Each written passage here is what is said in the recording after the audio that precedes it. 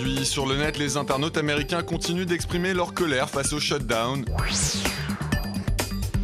Malgré la fermeture de Silk Road, les trafiquants poursuivent leurs activités sur le Deep Web. Et le tweeping est la nouvelle tendance en vogue sur les réseaux sociaux.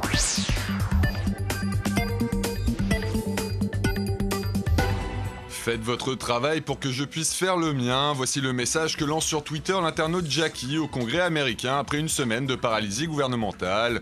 Comme elle, de nombreux fonctionnaires mis au chômage technique se tournent vers les réseaux sociaux pour exprimer leur frustration. Une colère souvent dirigée contre les législateurs qui n'arrivent toujours pas à trouver d'accord sur le budget de l'État. Un site a même été créé avec un compteur estimant le total des salaires perçus depuis une semaine par les membres du Congrès, qui continuent eux d'être payés pendant le shutdown. Des législateurs qui sont appelés à refuser leur paye ou à la reverser à des œuvres caritatives, ce qu'une partie d'entre eux s'est déjà engagée à faire. D'autres ont de leur côté fait part de leur colère face à la fermeture de certains services fédéraux. Ainsi, quand les habitants de la région de San Francisco ont ressenti dimanche un séisme de magnitude 3 sur l'échelle de Richter, ils ont été nombreux à se plaindre sur Internet de l'absence d'informations officielles sur le site de l'Institut géologique américain. Une vague de mécontentement qui aurait poussé l'organisme à poster une mise à jour à propos du tremblement de terre dans les heures qui ont suivi. Et la mise hors service du site du système Amber Alert a également provoqué la fureur de certains utilisateurs des réseaux sociaux, persuadés que ce dispositif de réponse aux disparitions d'enfants avait été suspendu, alors qu'en réalité seule la page web avait été désactivée. Des réactions indignées face auxquelles le gouvernement a finalement décidé de remettre le site en ligne lundi.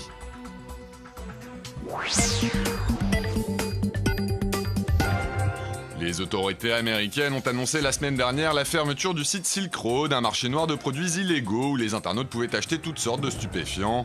Et si la disparition de l'une des plus célèbres plateformes de ce type représente un coup dur pour ses clients, elle est loin de menacer les trafiquants qui opèrent dans le Deep Web, c'est-à-dire le web profond.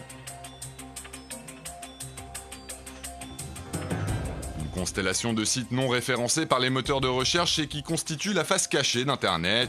Pour y accéder, il faut généralement passer par des logiciels comme Tor qui permet aux utilisateurs de crypter leurs communications. Et les achats y sont habituellement effectués avec des bitcoins, une monnaie virtuelle qui garantit l'anonymat des transactions. Un réseau parallèle où les commerces illicites mais très lucratifs prospèrent en toute discrétion.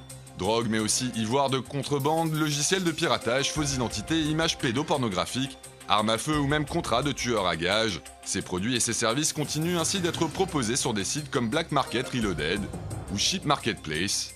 Des plateformes qui, d'après les journalistes du site The Verge, devraient rapidement récupérer les parts de marché qui étaient jusqu'ici détenues par Silk Road, alors que de nouveaux sites sont en train de faire leur apparition dans le Deep Web pour tenter de séduire les habitués, qui sont à la recherche d'alternatives pour se procurer des produits illégaux.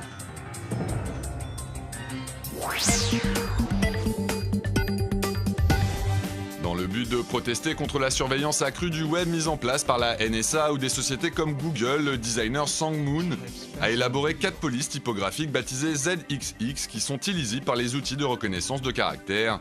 Une méthode innovante pour empêcher les analyses automatisées des textes et dont l'objectif premier est pour l'artiste d'attirer l'attention des internautes sur les questions d'espionnage en abordant le sujet sous un angle différent. Le tweeping est la dernière mode à s'être emparée des réseaux sociaux. Le principe, poser les 4 fers en l'air au pied d'un escalier comme si on venait de faire une chute douloureuse. Mais cette tendance aurait poussé certains jeunes internautes à tomber volontairement du haut des marches pour se prendre en photo en pleine dégringolade, quitte à se faire vraiment mal juste pour épater la galerie. C'est pourquoi le tweeping a été qualifié de mode stupide par de nombreux internautes et plusieurs sites d'information, qui déconseillent donc vivement de s'adonner à cette pratique.